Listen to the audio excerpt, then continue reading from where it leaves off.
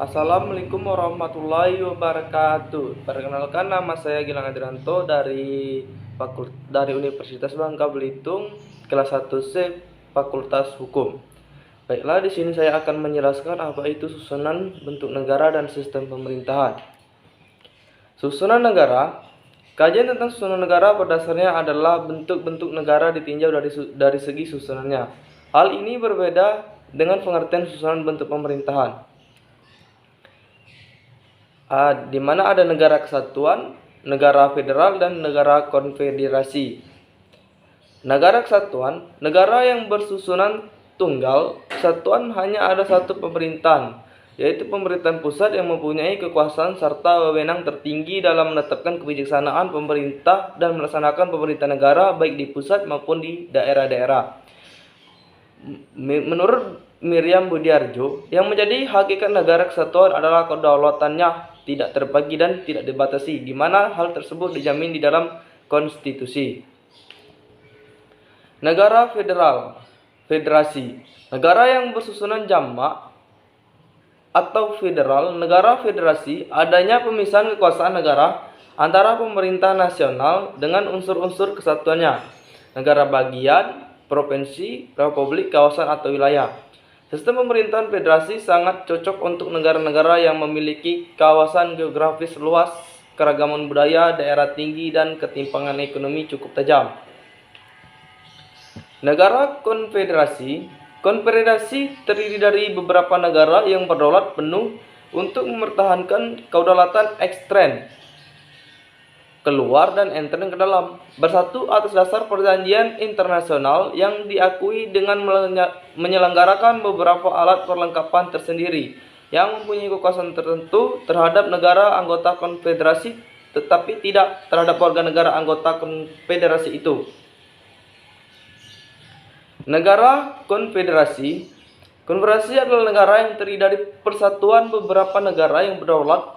Persatuan yang dilakukan demi mempertahankan kedaulatan dari negara-negara yang masuk dalam konfederasi tersebut. Contohnya, Malaysia dan Singapura pernah bangun suatu konfederasi yang salah satunya dimasukkan untuk mengantisipasi politik luar negeri yang agresif dari Indonesia di masa pemerintahan Soekarno 1963. Sistem pemerintahan. Sistem pemerintahan dibagi menjadi tiga. Yang pertama, sistem pemerintahan presidensial, sistem pemerintahan parlementer, sistem pemerintahan campuran. Klasifikasi sistem pemerintahan presidensial dan parlementer didasarkan pada hubungan antara kekuasaan eksekutif dan legislatif. Sistem pemerintahan disebut parlementer apabila badan eksekutif sebagai pelaksana kekuasaan eksekutif menjadi pengawasan langsung dari badan legislatif. Contoh negara kerajaan Inggris, Belanda, India, Australia, Malaysia, dan lain-lain. Sistem pemerintahan disebut presidensial apabila badan eksekutif berada di luar pengawasan langsung badan legislatif. Contoh negara Amerika Serikat, Pakistan, Argentina, Filipina, Indonesia. Sistem pemerintahan campuran diambil hal-hal terbaik dari sistem pemerintahan presidensial dan sistem parlemen. Selain memiliki presiden sebagai kepala negara, juga memiliki perdana menteri sebagai kepala pemerintahan. Contoh negara Perancis. Sistem pemerintahan Indonesia ada dua. Sistem pemerintahan negara Indonesia berdasarkan Undang-Undang 1945 sebelum diamandemen, dan sistem pemerintahan negara Indonesia berdasarkan Undang-Undang 1945 sesudah diamandemen. Sistem pemerintahan negara Indonesia berdasar Undang-Undang 1945 sebelum diamandemen. Sistem pemerintahan ini tertuang dalam penjelasan Undang-Undang Dasar 1945 tentang 7 kunci pokok sistem pemerintahan, yaitu 1. Indonesia adalah negara yang berdasarkan atas hukum. 2. Negara konstitusional. Yang ketiga, kekuasaan tertinggi di tangan MPR. Yang keempat, presiden adalah penyelenggara pemerintahan negara yang tertinggi di bawah MPR. Yang kelima, presiden tidak bertanggung jawab kepada DPR. Yang keenam, menteri negara adalah pembantu presiden dan tidak bertanggung jawab terhadap DPR. Yang ketujuh, kekuasaan kepala negara tidak terbatas. Berdasarkan 7 kunci pokok tersebut, sistem pemerintahan Indonesia menurut Undang-Undang 1945 menganut sistem pemerintahan presidensial. Sistem pemerintahan ini dijalankan semasa Orde Baru di bawah kepemimpinan Presiden Soeharto. Ciri dari sistem pemerintahan presidensial ini hanya adanya kekuasaan yang amat besar pada lembaga kepresidenan. Pada saat sistem pemerintahan ini, kekuasaan Presiden berdasar Undang-Undang 1945 adalah sebagai berikut. Yang pertama, pemegang kekuasaan eksekutif. Yang kedua, pemegang kekuasaan sebagai kepala pemerintahan. Yang ketiga, pemegang kekuasaan sebagai kepala negara. Yang keempat, panglima tertinggi dalam kemiliteran. Yang kelima, berhak mengangkat dan melantik para anggota MPR dari utusan daerah atau golongan. Yang keenam, berhak mengangkat para menteri dan pejabat negara. Yang ketujuh, berhak menyatakan perang, membuat perdamaian dan perjanjian dengan negara lain. Yang kedelapan, berhak mengangkat duta dan menerima duta dari negara lain. Yang kesembilan, berhak memberi gelar, tanda jasa dan lain-lain tanda kehormatan. Yang kesepuluh, berhak memberi gerasi, amnesti, abolisi, dan rehabilitasi. Dampak negatif yang terjadi dari sistem pemerintahan yang bersifat presidensial. Yang pertama, terjadi pemusatan kekuasaan negara pada satu lembaga, yaitu Presiden. Yang kedua, peran pengawasan dan perwakilan DPR semakin lemah. Pejabat-pejabat negara yang diangkat cenderung dimanfaat untuk loyal dan mendukung kelangsungan kekuasaan Presiden. Yang keempat, kebijakan yang dibuat cenderung menguntungkan orang-orang yang di dekat Presiden. Yang kelima, menciptakan perilaku KKN. Yang keenam, terjadi personifikasi bahwa Presiden dianggap negara. Yang ketujuh, rakyat dibuat makin tidak berdaya dan tunduk pada Presiden. Selanjutnya, dampak positif yang terjadi dari sistem pemerintahan yang bersifat presidensial ada 4. Yang pertama, 1. Presiden dapat mengendalikan seluruh penyelenggaraan pemerintahan. Yang kedua, Presiden mampu menciptakan pemerintahan yang kompak dan solid. Yang ketiga, sistem pemerintahan lebih stabil, tidak mudah jatuh atau berganti. Yang terakhir, konflik dan pertentangan antara pejabat negara dapat dihindari. Sistem pemerintahan negara Indonesia berdasarkan Undang-Undang 1945 setelah diamandemen 1999 sampai 2002. Pokok-pokok sistem pemerintahan ini adalah sebagai berikut. Yang pertama, bentuk negara kesatuan dengan prinsip otonomi yang luas. Yang kedua, pemerintahan adalah republik. Yang ketiga, MPR bukan lembaga tertinggi lagi. Presiden adalah kepala negara sekaligus kepala pemerintahan.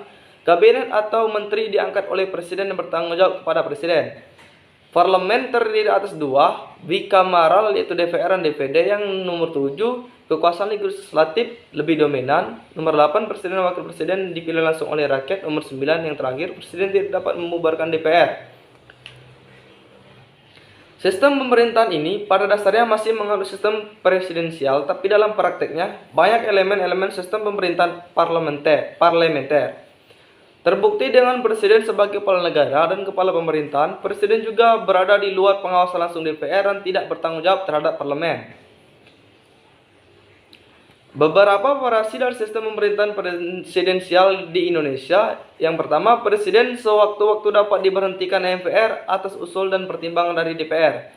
Presiden dalam mengangkat pejabat negara perlu pertimbangan dan atau persetujuan DPR.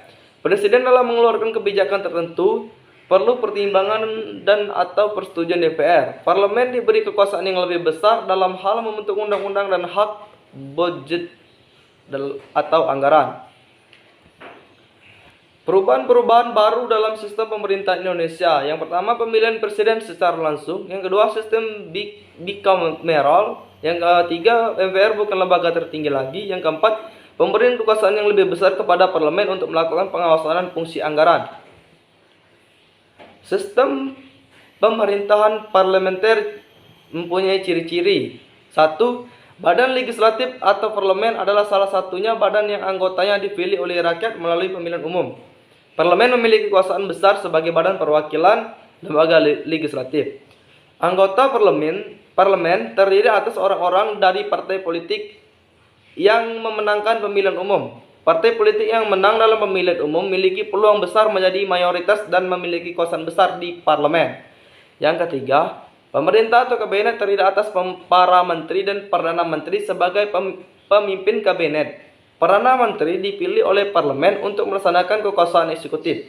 Dalam sistem ini, kekuasaan eksekutif berada pada Perdana Menteri sebagai kepala pemerintahan. Yang keempat, kabinet bertanggung jawab kepada parlemen dan dapat bertahan sepanjang mendapat dukungan mayoritas parlemen. Hal ini berarti bahwa sewaktu-waktu parlemen dapat menjatuhkan kabinet jika mayoritas anggota parlemen menyampaikan mosi tidak percaya kepada kabinet. Yang kelima, kepala negara tidak sekaligus sebagai kepala pemerintahan. Kepala pemerintahan adalah Perdana Menteri, sedangkan kepala negara adalah Presiden atau Sultan Raja. Yang keenam, sebagai imbangan, parlemen dapat menjatuhkan kabinet, kepala negara dapat membubarkan parlemen. Dengan demikian, presiden atau raja atas sasaran Perdana Menteri dapat membubarkan parlemen. Selanjutnya diadakan pemilu umum lagi untuk membentuk parlemen baru. Kelebihan dan kelemahan. Kelebihan dan kelemahan pemerintah parlemen. Yang pertama, kelebihan pembuatan kebijakan dapat ditangani secara cepat karena terjadi penyesuaian pendapat antara eksekutif dan legislatif. Hal ini sebabkan kekuasaan eksekutif dan legislatif berada pada satu partai atau koalisi partai. Garis tanggung jawab. Yang kedua, garis tanggung jawab dalam pembuatan pelaksanaan kebijakan publik jelas. Yang ketiga, adanya pengawasan yang kuat dari parlemen terhadap kabinet sehingga kabinet menjadi berhati-hati dalam menjalankan pemerintahan. Kekurangan. Yang pertama, kedudukan badan eksekutif atau kabinet sangat tergantung pada mayoritas dukungan parlemen sehingga sewaktu-waktu kabinet dapat dijatuhkan oleh parlemen. Yang kedua, kelangsungan kedudukan badan eksekutif atau kabinet tidak bisa ditentukan berakhir sesuai dengan masa jabatannya karena sewaktu-waktu kabinet dapat bubar. Kabinet dapat mengendalikan parlemen. Hal itu terjadi apabila para anggota kabinet adalah anggota parlemen dan berasal dari partai mayoritas. Karena pengaruh mereka yang besar di parlemen dan partai anggota kabinet dapat menguasai parlemen. Yang keempat, parlemen menjadi tempat kaderisasi bagi jabatan-jabatan eksekutif. Pengalaman mereka menjadi anggota parlemen dimanfaatkan dan menjadi bekal penting untuk menjadi menteri atau jabatan eksekutif lainnya. Baiklah, itulah penyampaian dari saya tentang susunan negara dan sistem pemerintahan. Saya akhiri, apabila ada salah kata saya mohon maaf. Saya akhiri. Wassalamualaikum warahmatullahi wabarakatuh.